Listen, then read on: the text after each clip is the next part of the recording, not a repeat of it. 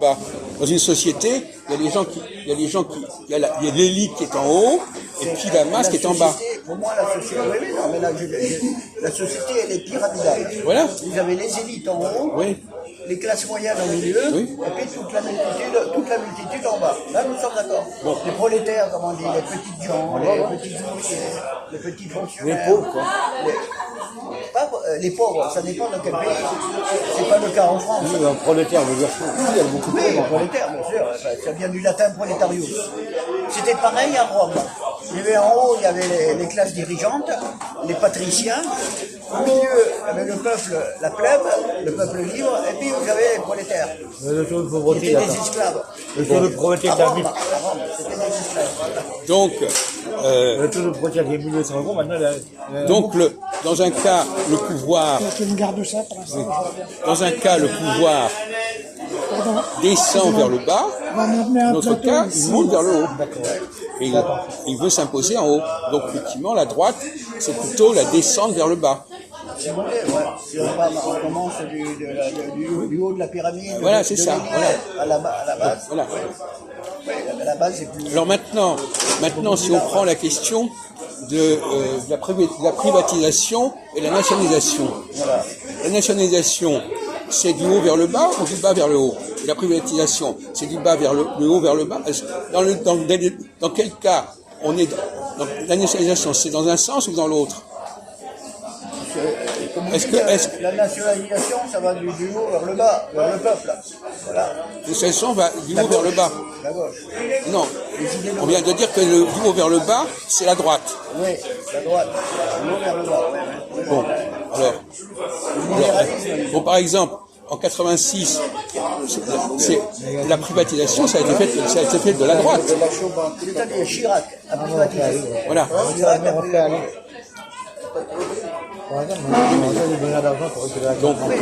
a privatisé. Donc, quel est l'intérêt? En quoi la privatisation correspond-elle à une logique de droite? Monsieur Sauveur, on est dans la cohérence, on est logique. C'est-à-dire, quand vous nationalisez une entreprise, c'est l'État qui met la main dessus. C'est l'État qui met la main dessus. La privatisation, c'est le contraire. Oui. La privatisation, c'est quand on donne au privé, on donne au privé, on prend pas le contrôle des. Mais j'ai dit la gauche, ce sont les nationalisations, ils mettent la main sur les entreprises. Oui. Voilà. Ils font croire que désormais c'est le peuple qui est propriétaire. Attendez, on va continuer. Et dans l'autre sens, alors? Là, c'est le libéralisme. Bon, maintenant, quelle est la raison pour laquelle la droite aime privatiser? Il faut trouver les raisons, pas simplement dire c'est comme ça. Pourquoi la droite aurait tendance à vouloir privatiser? Quelle est la logique? La logique libérale, c'est que c'est la liberté d'entreprendre, la liberté du peuple. Est-ce que la privatisation renforce l'État ou pas? La privatisation renforce le pouvoir d'intervention. D'ailleurs, à ce moment-là aussi, tout ça est très confus. Non, parce que la privatisation libéralise les entreprises et ce sont les actionnaires qui sont c'est le public. Oui, mais la privatisation, elle fait entrer de l'argent à l'État. Oui, c'est ce qui s'est passé. Bon, alors, donc l'État qui veut Tandis que pouvoir... Mitterrand, en nationalisant, il a déboursé des centaines de milliards. Eh bien, il s'appauvrit. Voilà. Il a sorti des centaines de milliards de francs. Voilà. Donc, voyez-vous que c'est beaucoup plus compliqué que ça. C'est-à-dire qu'en fin de compte, privatiser, c'est renforcer le pouvoir de l'État ou c'est l'affaiblir? Privatiser. Dans un premier temps, il renforce son pouvoir. Puisqu'il a de l'argent. Mais comme il doit sortir des milliards pour rembourser les actionnaires, il faut qu'il sorte. Moi, je me rappelle. Non, privatiser, il sort. Vous confondez tout. Quand il privatise, il ne paye pas les actionnaires. C'est quand il nationalise qu'il paye. Oui, mais vous êtes tout le temps en train. On n'arrive pas à vous suivre. Vous changez constamment de sujet, là. C'est vous qui avez des. La limite de bénéfice des actionnaires. Lorsque l'État nationalise, il doit rembourser les Mais actionnaires. on est en train de parler de privatisation, là. On ne parle pas de Il nationalisation. ne rembourse pas tous les actionnaires, il limite les bénéfices des actionnaires. Ouais. Il les limite. Mais la privatisation, oui, et faire rentrer de l'argent. Voilà, d'accord. Bon. Exactement. Alors, la nationalisation fait sortir de l'argent. Voilà. Mais j'en sais quelque chose parce qu'à l'époque, j'avais des actions. Oui. En 80, à la veille de l'arrivée de Mitterrand et du programme commun, vous aviez des actions. J'avais des actions. J'ai dû les céder.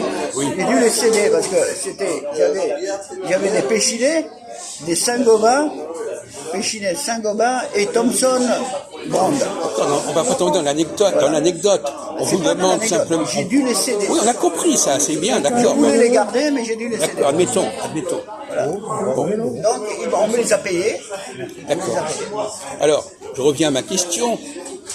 Parce que les communistes voulaient que l'on rembourse, on ne rembourse personne. Oui. On ne suit. On voulait pas d'autre. C'est un remboursement. Voilà. Indemnisation, voilà. Le terme est indemnisation. Et les communistes disaient non, il faut, dans un premier temps, on indemnise personne. Attendez. On nationalise. Vous avez le cycle avec ça, alors. Après, il a fait marche arrière, il a dit ouais, on pourrait quand même indemniser les petits actionnaires. Vous ne voulez pas payer pour les nationalisations? Comment? Vous ne voulez pas payer pour les nationalisations? Les communistes. Les communistes? Oui, non, mais c'était pas eux qui avaient le pouvoir, les communistes. Non. Donc, c'est pas le problème. Comme l'ont fait- Mitterrand, il n'a jamais dit qu'il allait. Comme l'ont fait les bolcheviks en 1917. Oui, d'accord. Alors, donc, on revient sur la question de l'intervention de l'État. C'est la gauche qui intervient dans les rouages de La gauche intervient. dans les rouages de l'économie. Moi, je pense exactement le contraire. Exactement le contraire sur le plan philosophique. Mais c'est-à-dire Je vais vous expliquer. Non, je vais vous expliquer pourquoi.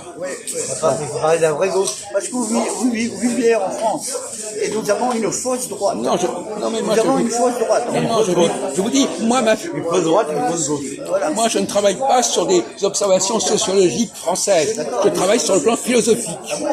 D'accord. Mais la gauche, elle intervient dans l'État.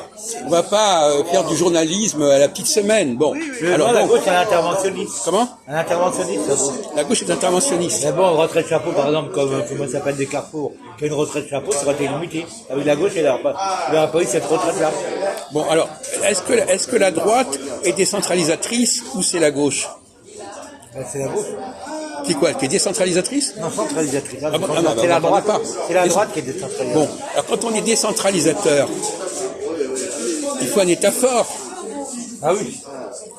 Hein? Ah oui, Il normalement. faut un État fort pour pouvoir unir la diversité. Plus je diversifie une société, plus l'État doit être fort. Ah oui, c'est logique. Hein? C'est la logique. Ben voilà, on est dans la logique, c'est ça, je suis en train de parler, on est dans la logique. Bon, donc il ne faut pas dire n'importe quoi. Donc, effectivement, si je me permets de dire, si j'accepte la diversité sociale, je dois savoir gérer cette diversité. D'accord. Si je refuse la diversité sociale, eh bien, je n'ai pas à la gérer. Je suppose que les gens s'arrangent. Ils sont à peu près. On va diminuer les besoins, diminuer les dépenses, et donc on n'aura pas besoin de gérer. C'est ce qui se passe en ce moment. Qu'est-ce qui Ce se passe? avec Macron, c'est ce qui se passe en ce moment. Qu'est-ce qu'il fait? La diversité, tout ça, c'est pas géré. Il gère pas comme il faut. Oui. D'accord. Donc effectivement, pour qu'un État puisse gérer la diversité sociale, il faut de l'argent. Alors, soit il a de l'argent en privatisant, soit en s'endettant. Il fait comme Giscard qui a fait l'emprunt Giscard. Giscard avait fait un Donc, emprunt. vous voyez bien que l'État de droite, il a besoin d'argent pour pouvoir justement harmoniser les relations entre les différentes communautés, les différentes classes, etc. Sinon, c'est pas possible. C'est pas par hasard qu'on s'est énormément endetté récemment. Vous pouvez, voilà, vous écoutez là.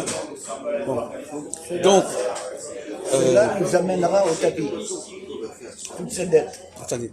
Oui, d'accord. Non, mais justement, donc là, c'est une politique de droite, cet endettement, une politique de gauche. Alors, allez comprendre. Macron, il est à gauche ou à droite? Je ne pose pas la question de savoir si Macron est de droite. Est-ce que c'est une politique de droite ou de gauche? C'est une politique de droite. Bon, c'est pas la question de savoir si Macron est ceci ou cela. Voilà. Oui, mais malheureusement, la réalité, elle est là. Oui, mais la réalité, justement, c'est est-ce que ça s'inscrit philosophiquement, doctrinalement, dans une philosophie. Bon, alors on vient de dire tout à l'heure que l'État doit avoir des moyens. Bon. Pour avoir des moyens pour gérer la diversité, Pour l'argent. il faut de l'argent. Bon, privatiser ou s'endetter. Ouais, Et donc tout cette, les deux. donc inversement, Augmenter les impôts. Augmenter si les impôts. l'État intervient moins, donc finalement qui est-ce qui intervient le plus? C'est la gauche ou la droite? Là on vient de voir le contraire. La diversité impose que l'État intervienne davantage. Il y a une autre solution, on peut augmenter les impôts. On peut augmenter les impôts. Oui. La France, et le français, le citoyen français est le plus imposé du monde. Oui. Voilà. D'accord. Ça a été dit, tout le monde le dit. Non mais attendez, attendez, il faut que quand vous intervenez que ça rentre dans la discussion. Là, on n'est pas, c'est pas le débat que nous avons là actuellement. Bon, alors imposer. Alors déjà, imposer, ça peut être une politique de gauche. Ou bien on emprunte, ou bien on impose.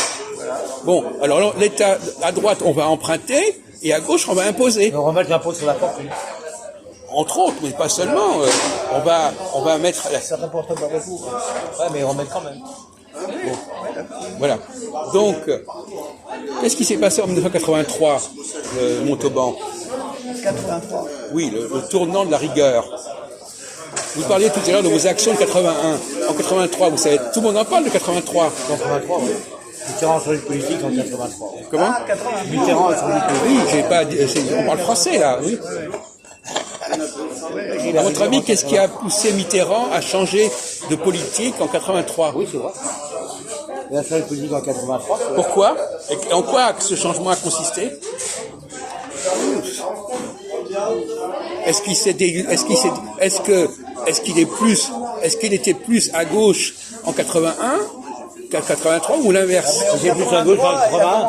J'ai plus à gauche En en 83, 80. il a commencé à mettre pas mal d'eau dans son vin. Voilà. Par rapport au programme commun. Oui, par rapport au programme commun. Ouais, il n'a pas appliqué les fruits du programme commun. Voilà. Bon. Alors Il était conseillé par Jean Ribou. Jean Ribou qui lui a évité de faire des bêtises. Oui. Il y avait les frères Ribou, vous les connaissez. Oui, oui. Antoine était le patron de BSN, Jean Ribou de Schlumberger. D'accord. Vous connaissez les frères Schlumberger. Non, mais on vous croit. Des Alsaciens. Pour l'instant, on reste dans le domaine de la réflexion théorique. On n'est pas dans les... Bon. Alors donc, je vous pose la question. Qu'est-ce qui a changé dans la doctrine, la stratégie, à partir de 83? Mitterrand. C'est comme ça. Il faut bien comprendre pourquoi les choses se produisent. Oui, c'est des fruits du Bon, vous programme voyez bien, commun. donc quand vous parlez, mais en fin de compte, quand vous posez des questions fondamentales, vous ne savez pas répondre. C'est loin maintenant. Mitterrand, Non, mais c'est pas la question. 83, c'était Il faut quand même, alors on a oublié pourquoi il y a eu des 83, gens. c'était plus la social-démocratie. Hein. Il n'est pas socialiste avec Mitterrand, c'est la social-démocratie. Mitterrand, il a été obligé de faire ça. Pourquoi? Peut-être Europe oblige. Par rapport à l'Europe. Il y a eu la réforme de l'or, Fabius. Oui, d'accord. Bon. Voilà, Fabius qui était Premier ministre de l'or, qui était ministre des Finances. Ouais, s'ils avaient besoin d'argent. Alors, revenons sur le programme commun. Le programme commun, il envisageait des nationalisations. 10 groupes industriels et Oui. 10 On en a eu 8, hein. 10 sociétés financières. On a eu 8 sur les Alors, nationalités. c'est là qu'il y a un problème. Banque et assurance. Parce que la nationalisation, Coûte de l'argent. c'est on débourse de l'argent. Voilà, On exact. débourse de l'argent. Alors, donc cet argent, c'est aussi une forme d'endettement, là, le débourser de l'argent. Ah, mais ça permet le contrôle de l'État sur la Ils ont société. offert à la place, d'argent liquide, ils ont offert des obligations. Mais par contre, Obligations, oui, à tous les bénéficiaires. Moi, j'ai touché des obligations, j'ai pas touché il a d'argent. touché des obligations. Et je les ai vendues immédiatement. Oui. Voilà, j'ai gagné un peu d'argent. non, mais la nationalisation, ça permet le contrôle de l'État sur l'entreprise. C'était contrôle de l'État sur caisse l'entreprise. nationale, c'était caisse nationale des banques, pour ceux qui possédaient des actions de banques et de compagnies d'assurance, caisse nationale de l'industrie. Pour ceux qui avaient comme moi, j'avais des Saint-Gobain, Oui, Compton, oui, vous nous l'avez déjà dit. et Péchinet. Mais c'était à un taux de 4%, je crois. Oui. Bon, Voilà. attendez, 4% par an. on vous croit sur parole. Voilà. Ouais, oui, Non, mais c'est pas, ça rentre pas, ça fait pas avancer le schmilblick, ça, cette histoire. c'était une expérience. Alors, quelle est la différence entre l'argent qu'on dépense pour nationaliser et l'argent qu'on dépense pour intervenir? Parce que quand on nationalise cet argent, C'est une hémorragie de capitaux. c'est une hémorragie de capitaux, pourquoi est-ce que... Oui, Voilà, une hémorragie de capitaux. Et dans l'autre cas, il y a création de richesse. oui. Il pourrait y avoir création de richesse. C'est le contrôle de l'État sur l'entreprise. Comment? Exercer le contrôle de l'État sur l'entreprise. Hein. Oui, le contrôle de l'État. Oui. Non, mais dans un cas, quand on privatise, ça enrichit l'État, et quand on nationalise, C'est l'appauvri. Il y a des dépenses. ça... Il y a des dépenses de l'argent. oui. Une hémorragie de capitaux. Oui, mais quand on nationalise, ça ne renforce pas l'État. Mais en même temps, si, puisque les gens vont dire l'État prend possession d'un certain nombre de moyens d'action. Exactement. Les moyens de production. Voilà. Si les entreprises sont prospères, il y a de l'argent qui rentre dans les Oui. caisses de l'État, Voilà. sous forme d'impôts. C'est ça. D'impôts Et c'est sur défaillant, sur les mais bénéfices. Les défaillants, bah, ils font plus, ou alors ils laissent. Faillite du Crédit Lyonnais, faillite de Péchinet, démantèlement de la Dans ce cas-là, l'État se retire. démantèlement de la CGE. Dans ce cas-là, l'État se retire. Excusez-moi, j'ai pas bien suivi. Qu'est-ce qui c'est le résultat de quoi, ça? Dénationalisation. C'est ça. C'était mal géré, les entreprises. Certaines entreprises. Mobilisation par l'État. Pourquoi nationaliser Avion d'Assaut alors que l'entreprise d'Assaut était bien gérée par la famille d'Assaut? C'est prospère. Comment? L'assaut, c'est prospère. Hein. Oui. Mais alors donc, finalement, on n'a toujours pas compris. Vous ne comprenez pas la logique en question, finalement. Vous ne savez pas pourquoi ils ont nationalisé. Justement, parce que ça faisait partie du programme commun. Non, mais d'accord, mais pourquoi? Ah non, mais il tourne en rond, là, le mec. Pour faire plaisir au peuple. Non, mais... non, mais... Parce que les gens attendaient ça. Ils pensaient qu'ils allaient gagner beaucoup d'argent. Les Français croyaient qu'ils allaient toucher... Pourquoi ils allaient gagner de l'argent? Ils allaient toucher les bénéfices des entreprises nationalisées. Non, mais attendez. Est-ce que c'est ça la vraie raison pour laquelle la gauche a voulu nationaliser? Vous inventez n'importe quoi, là. Quelle est la raison idéologique de la nationalisation? Il y avait un programme D'accord, mais non. commun entre Mais pourquoi? communistes, socialistes... Non, mais il a une façon de répondre, mais vous n'expliquez pas pourquoi c'était ça dans le programme commun. Mettre la main sur les... Mais pourquoi? Mais pourquoi faire? Pourquoi faire? Mais oui. Mais vous vous rendez pas compte que vous avez toujours un raisonnement qui s'arrête en plein milieu? Allez savoir pourquoi. Ah non, mais alors, bon, alors d'accord. D'accord. Alors bon, si vous êtes d'un civisme. Il y a l'idéologie. Non, mais d'accord. Alors bon, on cherche pas à comprendre tout ça. On cherche pas à comprendre. On a connu ça en 36. Nationalisation des chemins de fer, Oui. des chemins de fer, etc. Non, c'était nationalisation des chemins de fer, c'était à la libération. Ça avait commencé en 36, mais en 45, c'était... Non, mais vous répondez toujours pour des réflexions historiques, etc. On vous demande pourquoi il faisait ça. C'est quand même la moindre des choses. C'est l'économie. Moi, je constate que vous ne savez pas répondre. Vous dites, ils ont dit ça, ça plairait, ça plaisait, on ne sait pas. Mais c'est l'idéologie de la gauche. Mais pourquoi? Les moyens de production. En Union soviétique, prenez l'Union soviétique, toute l'économie est gérée par l'État. Oui. Voilà, il n'y a plus de patron. C'était en Union soviétique, il n'y a plus de patron. Voilà. Et voilà.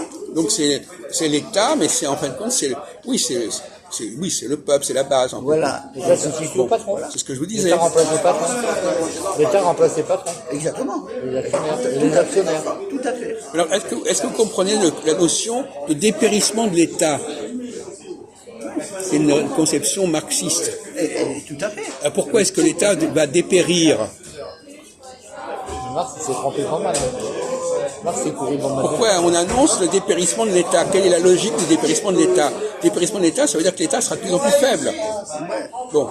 Alors, est-ce que la gauche... Parce que c'est à lui de jouer le rôle d'actionnaire. Quand les entreprises ont besoin d'argent, c'est à l'État d'injecter les capitaux. Ça, c'est pas un dépérissement, ça. Ah oui. Ah non, dépérissement, c'est qu'il est de moins en moins puissant. Oui. C'est de moins en moins. Mais justement, c'est à lui de jouer le rôle d'actionnaire. c'est à l'État. Ça nous donne un rôle, ça. Tandis que dans une société libérale, les sociétés sont cotées en bourse, c'est l'actionnaire qui participe aux augmentations de capital. C'est exactement le contraire. Je l'ai fait. Mais je sais, mais c'est exactement le contraire. C'est exactement le contraire, là, ce que vous dites. Donc, si c'est dans un cas, l'État n'intervient pas. Si c'est les actionnaires, il n'intervient pas. Voilà, justement. J'ai dit que quand il y a des entreprises nationalisées, c'est à l'État de jouer le rôle d'actionnaire, de mettre de l'argent. Il doit jouer son rôle d'actionnaire. C'est à lui de mettre... C'est pas un dépérissement, ça. Ah ben... Oui, bien sûr que c'est un dépérissement. Ben non, c'est pas un dépérissement. Dans certains cas, ça marche. Le dépérissement, c'est quand l'État n'a plus à intervenir. Et d'ailleurs, d'après Marx, c'est quand il n'y a plus de lutte des classes. Marx, il s'est trompé. Hein. Marx, non, peu importe, on ne sait pas, la question n'est pas ça. Marx il a été de 100 ans. Non, la question n'est pas là, c'est que c'est une théorie qui existe. Pour les communistes même, l'État doit dépérir.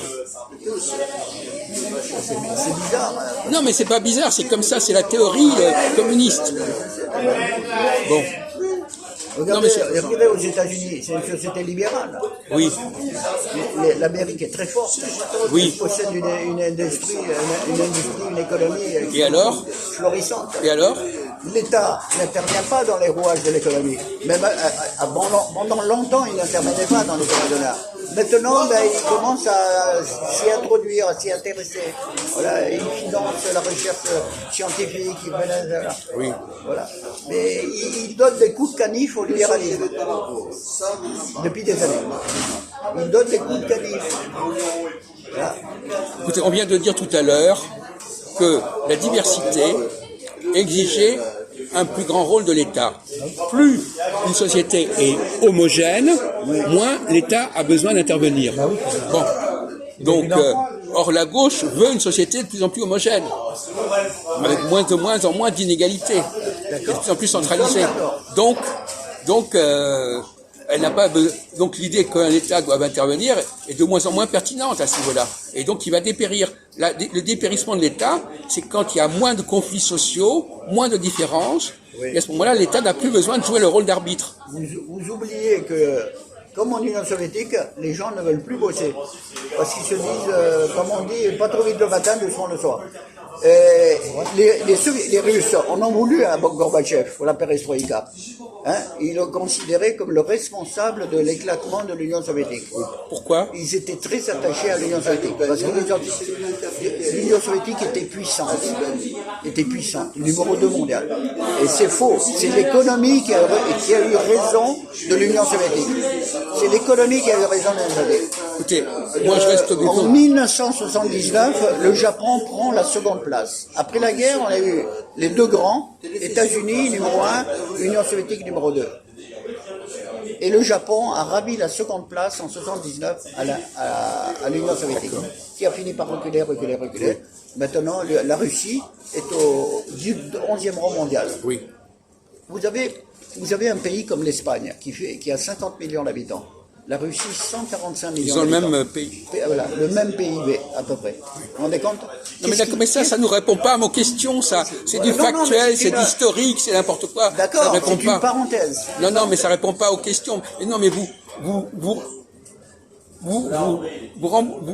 vous mettez du remplissage comme ça pour éviter de parler des vraies questions et des vrais problèmes. Ouais, mais ça, c'est sur le papier. En réalité, ça ne marche pas comme ça. Et moi, ce qui m'intéresse, c'est quelles sont les logiques sous-jacentes et qui agissent quand même Vous avez une entreprise d'État.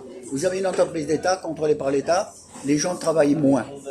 Ils sont moins motivés. Et que vous avez une entreprise privée, et les ouvriers sont probablement plus motivés. Non mais écoutez, ça ne fait pas avancer. C'est de la petite sociologie de bazar.